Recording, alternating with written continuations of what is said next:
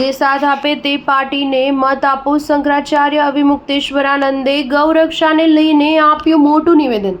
ગુજરાયલા ગામમાં સ્થિત મંગલધામ મંદિર ખાતે આયોજિત પ્રાણ પ્રતિષ્ઠા સમારોહના ચોથા દિવસે જગતગુરુ શંકરાચાર્ય સ્વામી અવિમુક્તેશ્વરાનંદ સરસ્વતી હાજર રહ્યા હતા. જેમાં શંકરાચાર્ય સ્વામી અવિમુક્તેશ્વરાનંદ સરસ્વતીએ વૈદિક મંત્રોચ્ચારના જાપ કરીને માતા મહાકાલી, મહાસરસ્વતી અને ખાટુ શ્યામ બાબાની મૂર્તિઓની પ્રાણ પ્રતિષ્ઠા અને લોકાર્પણ કરવામાં આવ્યું હતું. તેમણે ઉપસ્થિત ભક્તોને ધર્મનું પાલન કરવા અને ગૌ સેવા કરવા હાકલ કરી હતી. પ્રયાગરાજ અને વૃંદાવનથી આવેલા આચાર્ય દીપક વરિષ્ઠ, અભિષેક પાઠક, માનસ પાઠક, પંડિત અતુલ મિશ્ર, પૂજારી રમેશ મિશ્ર અને મુરારી લાલે વિધિ મુજબ હવન અને પૂજા કરીને અનુષ્ઠાન સંપન્ન કર્યું હતું.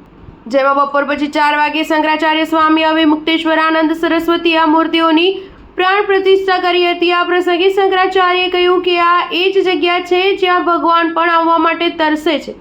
આ ધરતી ધર્મ, કર્મ, કામ અને મોક્ષ ચારેયનું સંગમ છે અને અહીં જ પતિવ્રતા પત્ની અને સર્વજ્ઞાની ગુરુ જેવા અનન્ય ગુણો જોવા મળે છે જે વિશ્વના અન્ય કોઈ ભાગમાં જોવા મળતા નથી. તેમણે ભારતને વિશ્વમાં સર્વાંગી વિકાસ લાવનારી ભૂમિ તરીકે જણાવ્યું હતું. શંકરાચાર્યએ ભગવાનની પૂજાનો સાચો અર્થ સમજાવતા કહ્યું હતું કે પૂજાનો અર્થ ફક્ત ફૂલો, પાણી, ભોજન અથવા પરિક્રમા કરવાનો નથી, પરંતુ તેના દ્વારા જણાવેલા ગુણોને પોતાની અંદર કેળવવાનો પ્રયાસ કરવાનો છે. આ પ્રસંગે હાજર તમામ લોકોને શંકરાચાર્યએ ગૌ માતાની રક્ષા કરવાની પ્રતિજ્ઞા લેવડાવી હતી. આ સાથે તેમણે લોકોને એ પાર્ટીની મત આપવાની વાત કરી હતી જે ગૌરક્ષામાં તેમનો સાથ આપે.